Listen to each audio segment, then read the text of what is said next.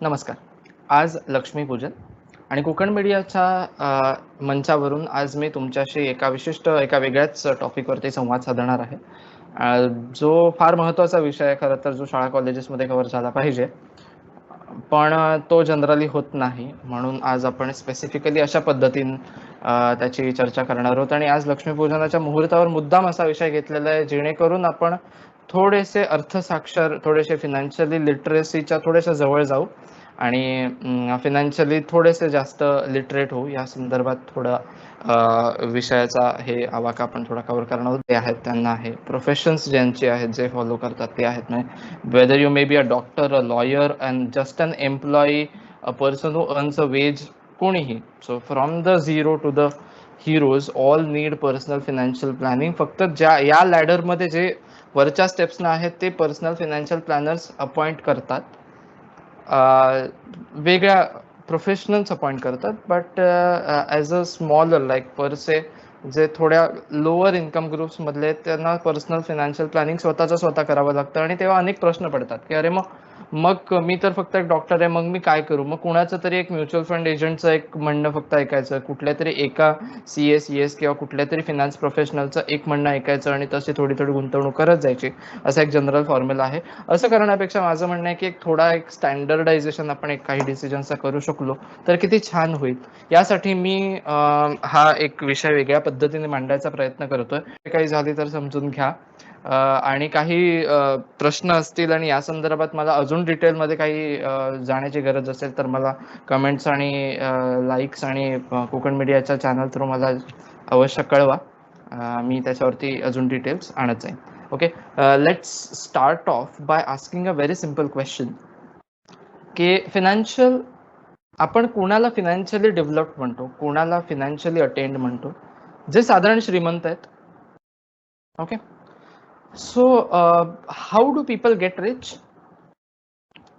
So काही जणांना lottery लागते and they get rich. A few people are born rich. आपण ही सगळी एक्सेप्शनल उदाहरणं बाजूला ठेवू. सो रॅक्स टू रिचेस वाल्या ज्या स्टोरीज आहेत, शाहरुख खान सारख्या किंवा अशा बऱ्याच लाईक झिरो टू हिरो वाल्या ज्या स्टोरीज आहेत, त्याही आपण थोड्या बाजूला ठेवू. आपण असं म्हणूया की माझं एक बेसिक काही ना काहीतरी इन्कम आहे आणि मला हळूहळू ऑपॉर्च्युनिटीज कॅप्चर करत आयुष्यात कुठेतरी एका चांगल्या पोझिशनला पोहोचायचं आणि माझी फिनान्शियल सेटलमेंट माझ्यासाठी महत्वाची आहे. हे जनरल ड्रीम ज्यांचं असतं, जे की सगळ्यांचंच असतं खरं. फार मी वायडर ऑडियन्सला कव्हर करतो याच्यात. सो त्या सगळ्यांना हा एक प्रश्न आहे की how do people get rich if they have to plan their financial settlement. Rich किंवा वेल्दी हे थोडंसं कंपॅरेटिव्ह अनालिसिस आहे की बाकीचे कोणीतरी, all other should be poor for you to be rich, which is kind of a sick arrangement. But let's say financially settled होण्यासाठी आपल्याला काय काय गोष्टी करायला लागतात, त्याचा आपण थोडासा आडाखा बांधायचा प्रयत्न करू. Your financial status is determined by 2 broad factors. फार ब्रॉडली विचार करायचा झाला तर 2 गोष्टी तुमची सेटलमेंट ठरवतात, फिनान्शियल स्टेटस ठरवतात. एक म्हणजे तुम्ही किती प्रमाणात सेव्ह करता, how much do you save. संख्या नाही, प्रमाण. ओके, म्हणजे मी 10,000 कमवतो, मग त्याच्यातले माझं सेव्हिंग फक्त 2,000 आहे, वेळेस कोणाचं तरी सेव्हिंग 25,000 आहे, सेव्हिंगच 25,000 आहे. मग त्याचं आणि माझी कंपॅरिझन कशी होऊ शकेल? होऊ शकणार नाही. आणि आपल्याला संख्येमध्ये करायचीही नाहीये. आपल्याला करायची गोष्ट प्रमाणात, म्हणजे तुम्ही किती कमावता त्याच्या किती पर्सेंटेज तुम्ही सेव्ह करू शकता, यात हा महत्वाचा एक पहिला घटक. आणि दुसरा घटक म्हणजे त्याची गुंतवणूक. What do you do with it? That means how much can you save, what proportion of your income can you save, and what can you do with it. त्याची गुंतवणूक तुम्ही कशा पद्धतीने करू शकाल. हे 2 घटक मी स्पेसिफिक काढले, ज्याच्यामुळे याच्यावरती आपण चर्चा करणार आहोत. यातला जो पहिला घटक आहे त्याच्यासाठी काही महत्वाच्या गोष्टी आपल्याला बघायच्या. आता हे पहिली गोष्ट म्हणजे सेव्हिंग. मी आता म्हटलं की किती तुम्ही सेव्ह करू शकता. तो किती सेव्ह करू शकता यासाठी आपल्याला जनरल माहिती हवी असेल ती म्हणजे इन्कमची, की सेव्हिंग कसं काढतात. Saving is income minus expense, हे आपल्याला माहिती आहे. ओके, तरी पण एकदा सांगतो जास्ती इलॅबोरेट करून. आपण जी उत्पन्नाची साधनं आहेत त्यातनं आपण खर्च सगळे वजा करून जी हातात रक्कम उरते त्याचं आपण काय करतो त्याबद्दल आपण चर्चा करतोय. Yes, so that is called savings. आणि what do you do with it is the second part. First is how much can you save, याच्याबद्दल आपण थोडं बघूया. पहिली गोष्ट म्हणजे you need to have a few sources of income. So I am just covering a wide source of income. There can be let's say salary, की तुम्ही कुठेतरी नोकरी करत असाल, किंवा तुमचा स्वतःचा धंदा होत असेल आणि प्रॉफिट होत असेल, that is the fifth point. तुमची प्रॉपर्टी कुठेतरी आणि तुम्हाला रेंट एक इन्कम आहे, तुम्ही शेअर्स मध्ये इन्व्हेस्ट करून ठेवले होते ज्याचं डिव्हिडंड तुम्हाला मिळतं, that can be a source of income. आणि तुम्ही फिक्स डिपॉझिट मध्ये किंवा डेट फंड्स मध्ये इन्व्हेस्ट केलेत पैसे आणि तुम्हाला इंटरेस्ट मिळतं.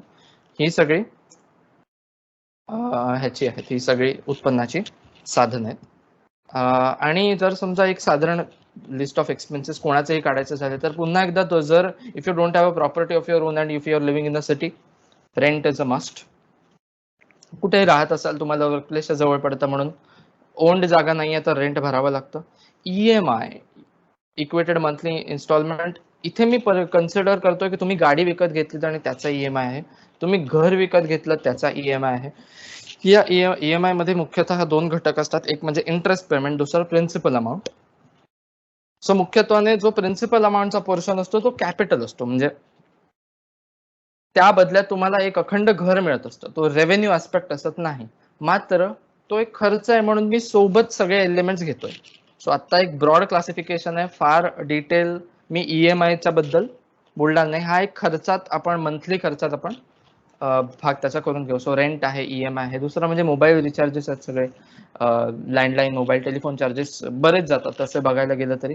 क्रेडिट कार्ड बिल्स आहेत आणि टॅक्सेस आहेत. सो असे साधारण लिस्ट ऑफ एक्सपेन्सेस सगळ्यांचे हे असतात.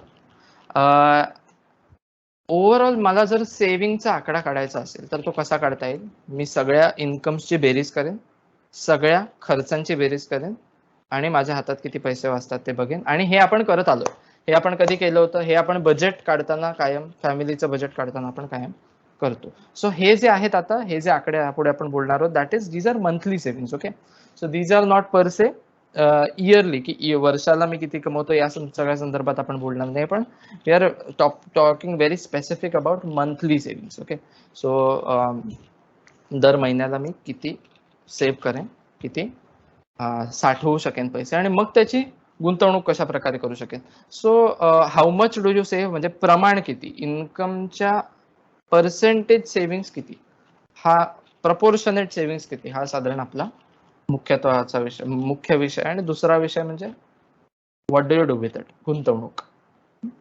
So let's focus on the first aspect. So आपल्याला जर विचार करायचा झाला तर सेव्हिंग्स कायम वयाप्रमाणे बदलत जातात. वय तुमचं जेवढं लहान तेवढं डेफिनेटली तुमचे खर्च जास्त होतात, उत्पन्न कमी असतं. उत्पन्न जसं वाढतं तसं थोडे थोडे खर्च वाढतात, आणि नंतर हळूहळू असं वाटतं की उत्पन्न ज्या रेटने वाढले त्या रेटने तुमचे खर्च वाढत नाहीत. म्हणजे आपण सर एज वाईज क्लासिफाय करायचं झालं तर स्टुडंट्सना सेव्हिंग्स कमीत कमी असतं स्टुडंट्सकडे. वर्किंग प्रोफेशनल्सकडे सेव्हिंग्स व्हायला सुरुवात होते. खर्च ज्या रेटने वाढतात त्या रेटने ज्या रेटने उत्पन्न वाढतं त्या रेटने खर्च वाढत नाहीत, अशी ही वर्किंग प्रोफेशनल्सची एंडवाली फेज आहे. आणि retired people are very much like, incomes थोडी कमी होतात पण एक्सपेन्सेस सुद्धा थोडे कमी झालेले असतात.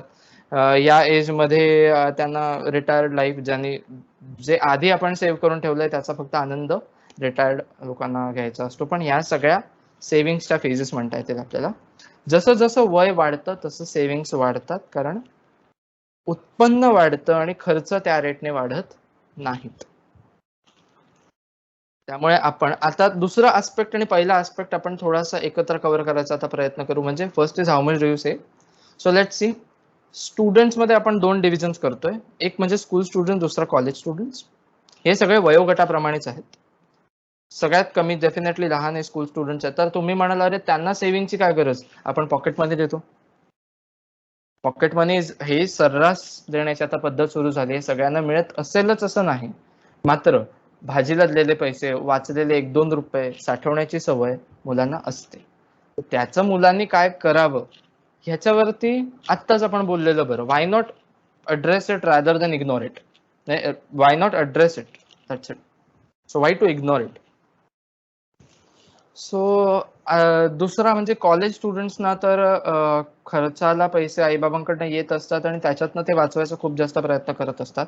ते वाचवलेल्या पैशाचं काय करायचं ह्याबद्दल कोणीच काही बोलत नाही. त्याबद्दल आपण जरा ऍड्रेस करू. एज ग्रुप 21 to 50 हा एक एज ग्रुप मी ठेवला वर्किंग प्रोफेशनल्स मध्ये. हा तो एज ग्रुप आहे जेव्हा ग्रोथ हळूहळू प्रोफेशन्स मध्ये आणि करिअर मध्ये होत असते. इन्कम्स वाढत असतात, एक्सपेन्सेस हळूहळू कमी होत असतात आणि अशा वेळेला उरलेल्या रकमेचं काय करायचं हा एक प्रश्न बऱ्याच जणांना पडतो. एज ग्रुप 50 to 60 हा एक महत्वाचा एज ग्रुप आहे ज्याच्यात आपल्याला रिटायरमेंट प्लॅनिंग करायचं असतं, फ्युचर प्लॅनिंग असतं, एज्युकेशन एक्सपेन्सेस असतात. अशा सगळ्या पद्धतीने फॅमिली आणि स्वतःचे सगळे एक्सपेन्सेस मॅनेज करावे लागतात आणि तेव्हा प्लॅनिंग वेगळ्या पद्धतीने कसं करायचं उरलेल्या रकमेचं. पुन्हा एकदा मी उरलेली रक्कम म्हणतोय that has a reference of income minus expenses. Monthly तुम्ही किती कमावता वजा मंथली तुमचे खर्च, उरलेली रक्कम त्याचं काय काय करू शकतो त्याबद्दल आपलं चालू आहे. ठीक आहे. Next is retired. Next aspect is retired. So हा आपला पूर्ण ग्राफ आहे आणि ह्या ओव्हरऑल व्हिडिओचा सारांश आणि या सगळ्याबद्दल आपण आता हळूहळू बोलणार आहोत. So let us take the first aspect which is school students. आता हे ब्रॅकेटमध्ये ज्या लिहिलेल्या संख्या आहेत ना, दोज आर इंडिकेटिव्ह.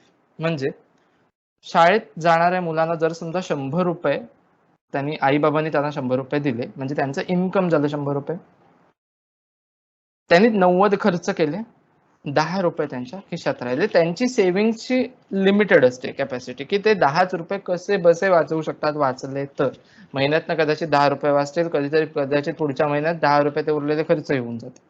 त्यामुळे रेग्युलॅरिटी असत नाही त्यांना आणि लगेच सिरियसनेस सुद्धा असत नाही की आपल्याला दर वेळेला 10 रुपये टाकायचेच आहेत, एक बाजूला काढून ठेवायचे, त्याबद्दलचा सिरियसनेस नसतो. मात्र त्यांना सेव्हिंगचा काही आपण असा थोडासा मार्ग दाखवू शकतो का? हो, एक एक एक फार स्टँडर्ड मार्ग आहे उपलब्ध आपल्याकडे. तो म्हणजे पहिला स्टँडर्ड मार्ग सगळ्यांनाच माहिती आहे, तो म्हणजे आपला पिगी बँक, ज्याला म्हटलं जातं piggy bank. If you check sorry okay, if you check piggy bank is a very good source. आणि त्याच्यात खाली मी जे म्हटलंय ना that those are the percentage तुम्हाला खाली दिसत असेल पिगी बँकच्या. आणि दुसरा जो मार्ग आहे, let me also show you the names. Second दुसरा मार्ग आहे, देर is a children saving account available in the bank this days. लहान मुलांना सेव्हिंग्स अकाउंट काढता येतं. अगदी शाळेत पहिली दुसरीच्या मुलाला डेफिनेटली ते अकाउंट वापरायला देणं हे चूक आहे. म्हणून पालकांच्या किंवा गार्डियन्सच्या सिग्नेचरने आणि गार्डियन्सच्या सगळ्या म्हणजे गार्डियन्स ते अकाउंट बेसिकली हँडल करतात. But there is children saving account available. So मुलं पालकांच्या मदतीने बँकेत गुंतवू शकतात, त्याच्यावरच इंटरेस्ट घेऊ शकतात. ह्या सगळ्या संदर्भात त्यांना तोही फायदा होऊ शकतो. सो आता 10 रुपये, आता बघाशीच आपण म्हटलं की त्यांना 10 रुपये महिन्याला असं आपण धरून चालू की वाचवता येणार आहेत. त्याच्यातला 1 रुपया ते पिगी बँक मध्ये टाकतील.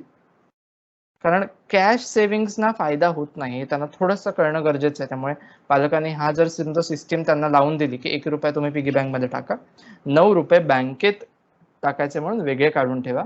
आणि हे 9 रुपये दर महिन्याला असं म्हणून चालू की आपण पालकांना जर समजा दिले तर पालक बँकेत डिपॉझिट करू शकतात त्यांच्या मुलांच्या नावात. सो हे जे काही छोटासा सेव्हिंग सायकल आहे, हे मुलांच्या जरी आपल्याला बिंबवता आलं तरी खूप जास्त मोठं काम होणार आहे. सो हे लहान मुलांचा आपण बाजूला ठेवू, लहान मुलांचा विषय इथेच आपण थांबू. Next is coming to college students. Definitely लहान मुलांना सुद्धा सेव्हिंगची आवड ही लागू शकते आणि लहान वयात लागलेल्या आवडी आणि सवयी शेवटपर्यंत राहतात. त्यामुळे ते फार गरजेचं आहे. फार कोवळ्या वयात ही या सगळ्या गोष्टी डिस्कस आणि या सगळ्या गोष्टी हे करणं, इम्पोज होणं, थोड्याशा इम्पोजिशनच्या पार्टचा असणं गरजेचं आहे. त्यांना महत्व समजल्यानंतर ते स्वतःहून सुद्धा करतील. It's not an imposition after they understand the importance. Okay, college students.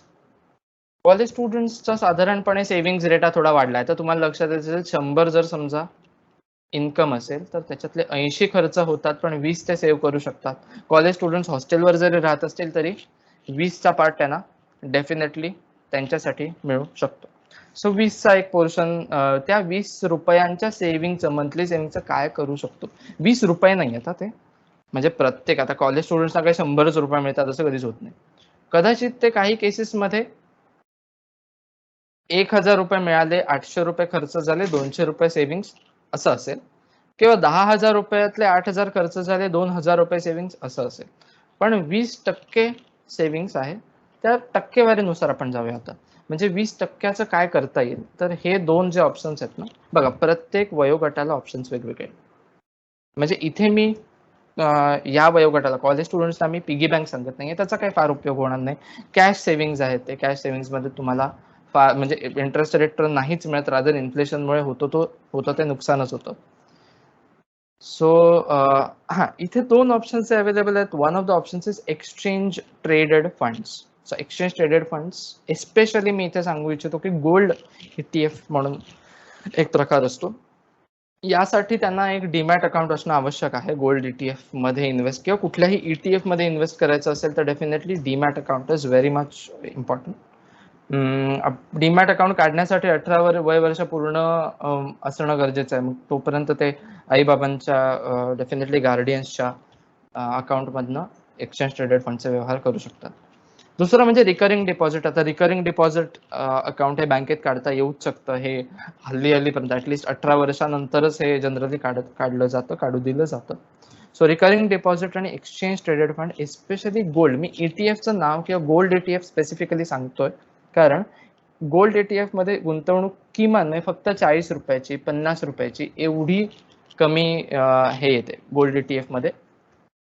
40 रुपयाची 50 रुपयाची इन्व्हेस्टमेंट पासून सुरू करू शकतात मुलं. त्यामुळे 50 रुपये इतकी खाली व्हॅल्यू जरी समजा सेव्हिंग्सची असेल तरी सुद्धा ते लोक त्याच्यात ETF मध्ये इन्व्हेस्ट करू शकतात. आणि ऍक्च्युअल गोल्ड जसं फ्लक्च्युएट होतो, ऍक्च्युअल गोल्डचा जो काही रेट असेल त्या रेटने तेवढी युनिट्स ऑफ गोल्ड त्यांना डेफिनेटली तेवढ्या व्हॅल्यूचे युनिट्स ऑफ गोल्ड त्यांना डेफिनेटली एनकॅश करता येऊ शकतात जेव्हा त्यांना हवे असतील तेव्हा. ठीक आहे. So that is a very important aspect. मग आता ह्याच्यात प्रपोर्शन किती? सो असं आपण धरलंय की टोटल तुमच्या इन्कम पैकी 15% एक्सचेंज ट्रेडेड फंड मध्ये असावे आणि 5% रिकरिंग डिपॉझिट मध्ये असावे. आता बघा हे जे आहेत ना, आता मी 100 पैकी 80, एखाद्याला जर समजा 100 त्याला इन्कम असेल, एक्सपेन्स त्याला 80 नसेल, 90 पर्यंत होत असतील एक्सपेन्सेस, तर काय करायचं? मग 10 शिल्लक राहिले तर 10तले वाटे करायचे. मग 1 रुपया शिल्लक राहिला नाही, मग तो प्रॉब्लेमॅटिक इश्यू आहे. सेव्हिंग्स असणं गरजेचं आहे. मग हातचे आपण जे म्हणतो ना की थोडेसे बाजूला काढून ठेवणं गरजेचं आहे. Yes, it is very important to stop your current expenditure at certain level. की एका विशिष्ट लेवल पर्यंत ते करंट एक्सपेंडिचर थांबवा आणि फ्युचरसाठी सेव्हिंग करता येईल अशा पद्धतीने तुम्ही खर्च करा, हे गरजेचं आहे. There are always cheaper options available. At least when you are young you can save, you can search for cheaper options. So the next जो पुढचा वयोगट आहे आपला तो आहे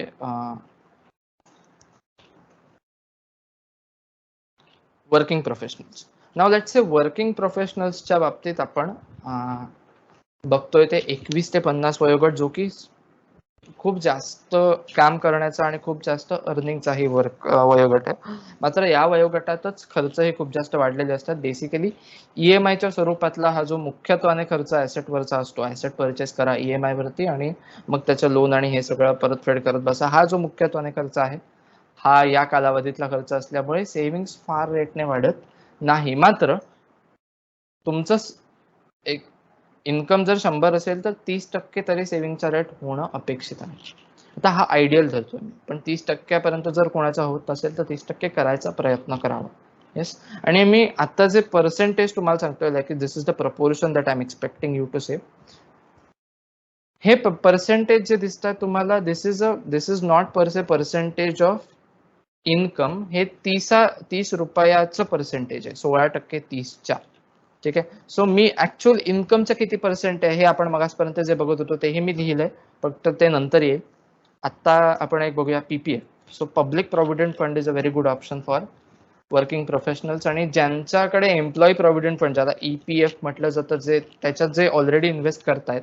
आता EPF मध्ये इन्व्हेस्टमेंट ही जनरली कंपल्सरी असते, म्हणजे ते एम्प्लॉयर तुम्हाला कापूनच सॅलरी हातात देतो.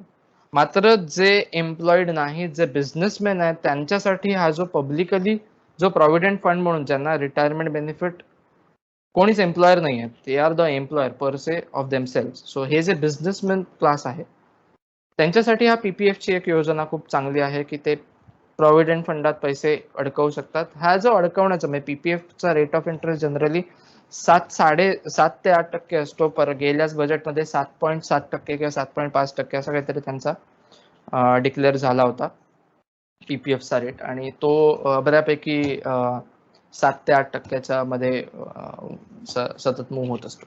सो हा PPF चा जो रेट आहे तो एक चांगल्या पद्धतीने सतत दरवर्षी एक फिक्स्ड इन्कम मिळण्यासाठी आणि दर वर्षाला दर महिन्याला तुम्ही बाजूला काढून ठेवलेली रक्कम तुमच्या लेट्स से 60व्या वर्षी 50व्या 55व्या वर्षी तुम्ही विड्रॉ करू शकता. PPF वरती तुम्हाला लोन सुद्धा मिळतं. त्यामुळे हे सगळे बेनिफिट्स PPF चे आहेत. There is a hybrid fund. Hybrid fund म्हणजे काय? There are 2 types of funds. One is equity fund, another is debt fund. ह्या इक्विटी आणि डेट फंड च्या इक्विटी फंड आणि डेट फंड ऍक्च्युअली हे म्युच्युअल फंडचे प्रकार आहेत. म्हणजे म्युच्युअल फंड ज्याला म्हटलं जातं. इक्विटी म्हणजे काय? इक्विटी फंड म्हणजे असा फंड ज्याचे पैसे, ज्याच्यात गुंतवलेले पैसे हे Reliance, State Bank of India, Mahindra and Mahindra, Tata Motors अशा सारख्या ऍक्च्युअल शेअर्स मध्ये गुंतवले जातात, म्हणजे इक्विटी फंड. डेट फंड म्हणजे डेट इन्स्ट्रुमेंट्स, म्हणजे government debt, bonds, other bonds म्हणजे NHAI बॉन्ड्स, अशा पद्धतीने बॉन्ड्स जे इश्यू करतात किंवा कॉर्पोरेट बॉन्ड्स, अशा बॉन्ड्स मध्ये जो फंड पैसे इन्व्हेस्ट करतं that is called a debt fund. आणि या दोनातही जे पैसे इन्व्हेस्ट करतात those are called hybrid funds. Okay, so hybrid fund is technically a summation of equity fund and debt fund. So इथे तुम्हाला इक्विटीचं बेनिफिट पण मिळतो, म्हणजे मार्केट जेव्हा राईज होतं तेव्हा त्याच्यातला जो प्राइस चेंजचा फरक आहे, कॅपिटल व्हॅल्यू अप्रिसिएशन आहे, हे मिळतं काही प्रमाणात. आणि तुम्हाला fixed interest rate date funds मध्ये जो मिळत असतो तो डेट फंड मधला इंटरेस्टचा बेनिफिट सुद्धा हायब्रिड फंड्स मध्ये मिळतो. त्यानंतर थोडा प्रपोर्शन म्हणजे 17% हे तुमचं प्रपोर्शन NPS मध्ये जाणं एक्सपेक्ट आहे. National Pension Scheme is a very good scheme by Government of India, considering its tier 1, tier 2 and tier 3 structures. They are very good. National pension scheme ही त्यांच्यासाठी आहे ज्यांच्याकडे ऑलरेडी गव्हर्नमेंट किंवा कुठल्याही प्रकारच्या पेन्शन बेनिफिट नाही आहे. Private individuals, private professionals, anyone can opt for NPS. The initial contribution is very less. You can keep it to as maximum as possible. आणि त्यातनं मिळणारे पैसे आणि त्याच्यात सुद्धा बरेच त्यांनी बेनिफिट्स आणि प्रकार ठेवलेत. NPS मध्ये गुंतवलेल्या पैशाचं टॅक्स बेनिफिट सुद्धा खूप चांगला आहे. इव्हन PPF मध्ये गुंतवलेल्या पैशाचा दरवर्षी ATC च्या अंडर टॅक्स बेनिफिट आहे. NPS ची अजून एक सोय की ATC च्या अंडर मिळणारा जो टॅक्स बेनिफिट आहे त्याच्या ओव्हर अँड अबाव NPS चा 50,000चा टॅक्स लिमिट तुमचा वाढतो. ह्याचं डिडक्शन लिमिट वाढणं म्हणजे काय, या संदर्भात तुम्हाला अजून माहिती हवी असेल तर त्याचा मला एक वेगळा व्हिडिओ करायला लागेल. एनिवेज, इक्विटी म्हणजे स्टॉक मार्केटमध्ये डीमॅट अकाउंट काढून डायरेक्ट इन्व्हेस्टमेंट. सो हा फार महत्वाचा मुद्दा आहे. तुम्ही जर समजा रेटिंग करायला सांगितलं ना तर माझं सगळ्यात जास्त रेटिंग मी 17% वाला इक्विटी पोर्शनला देईन. पोर्शन जास्त नाहीये पण रिटर्न्सची ताकद याच्यात सगळ्यात जास्त आहे इक्विटीमध्ये. सो इक्विटी तुम्ही खूप चांगलं जर हँडल केलं ना तर तुम्हाला जे वरचे ओव्हर अँड अबाव रिटर्न्स मिळू शकतात ते बाकीच्या कोणातही, बाकीचे सगळे जे ऑप्शन्स आहेत ते फिक्स्ड रिटर्न ऑप्शन्स आहेत बऱ्यापैकी. इक्विटी हा व्हेरिएबल रिटर्न ऑप्शन आहे, मात्र त्याच्यात जसा चढण्याचा फायदा आहे तसा पडण्याचा धोकाही आहे. इक्विटी इन्व्हेस्टमेंटसाठी तुम्हाला डीमॅट अकाउंट लागतं. डीमॅट अकाउंट मध्ये राहून तुम्हाला स्वतः शेअर्स बाय करायला लागतात. सेलिंग आणि बाईंग कशा पद्धतीने, बाईंग आणि सेलिंग कशा पद्धतीने करायचं याबद्दलचे जास्त व्हिडिओ ट्रेड इनकोरच्या चॅनलवरती आहेत, आपण बघू शकता. Next is life insurance. सगळ्यात महत्वाचा मुख्य प्रपोर्शन या वयोगटातला लाईफ इन्शुरन्स प्रीमियम मध्ये जातो आणि तो जाणं गरजेचं आहे. It's your life insurance premium, your family's life insurance premium. All in all 30तले 10 रुपये हे तुमच्या लाईफ इन्शुरन्स प्रीमियम मध्ये जाणार आहेत असं धरूनच मी चाललेलो आहे. त्यामुळे life insurance premium is an investment in itself म्हणून मी ते वेगळी धरलेली आहे. हे सोडून कुठे तुम्ही इन्व्हेस्ट किंवा हे सोडून कुठे जर समजा तुमच्याकडे ह्याचे इन्व्हेस्टमेंट ऑप्शन्स किंवा खर्चाचे ऑप्शन अजून कुठले असतील तर तुम्ही ते आधी वजा करा, मग 30 रुपयाची रक्कम तुम्हाला जी येईल ते बघा. Yes. Next is salaried, like senior working professionals. So हा एज ग्रुप जो आहे तो 50 ते 60चा एज ग्रुप आहे. म्हणजे ह्या एज ग्रुपमध्ये तुमचं सेव्हिंग एवढं जास्त आलेलं असतं. म्हणजे बघा, खर्च खूप जास्त खूप कमी आहेत, इन्कम खूप जास्त आहे. कमी काम करून तुम्हाला जास्त इन्कम मिळतो असा हा एज ग्रुप आहे, which is 100 - 50 which is 50. It becomes to 50% of savings. तुमचा 50% हा जनरली सेव्हिंगचा रेट आहे. जर कोणाचा नसेल या वयोगटातल्या आपल्या मित्रमैत्रिणींपैकी कोणाचा जर 50 ओळखीच्यांपैकी कोणाचा जर 50% हा सेव्हिंग रेट जर नसेल, तर मात्र तो थोडासा चिंतेची गोष्ट आहे, चिंतेची बाब आहे. कारण 50%हून खाली सेव्हिंग रेट हा आपल्याला अपेक्षित नाही. अपेक्षित सेव्हिंग रेट हा 50 आहे. ओके, याचं जर प्रपोर्शन डिस्कस करायचं झालं तर अर्ध्याधिक मुद्दे तेच आहेत बघा. पीपीएफ, हायब्रिड, एनपीएस, इक्विटी, पण प्रपोर्शन्स बदलली आहेत. आणि इथे अजून एक इन्शुरन्स प्रीमियम ऍड झालाय, तो म्हणजे medical insurance premium, which gets added when you are 50 because you are concerned about your further health, you are concerned about your families. म्हणजे पुढच्या फॅमिलीची, तुमच्या आधीच्या जनरेशनची या सगळ्या हॉस्पिटलायझेशनच्या खर्चापासून वाचण्यासाठी तुम्हाला मेडिकल इन्शुरन्स प्रीमियमचा बेनिफिट मिळतो आणि तो ऍड होतो.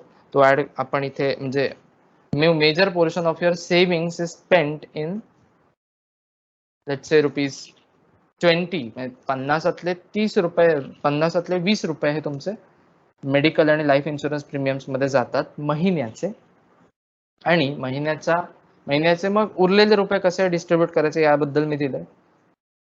तुमच्या इन्कम पैकी 5% पीपीएफ, 5% हायब्रिड फंड म्हणजे काय आता बघितलं, 5% एनपीएस आणि 30% equity. This is very much suitable for this particular age group.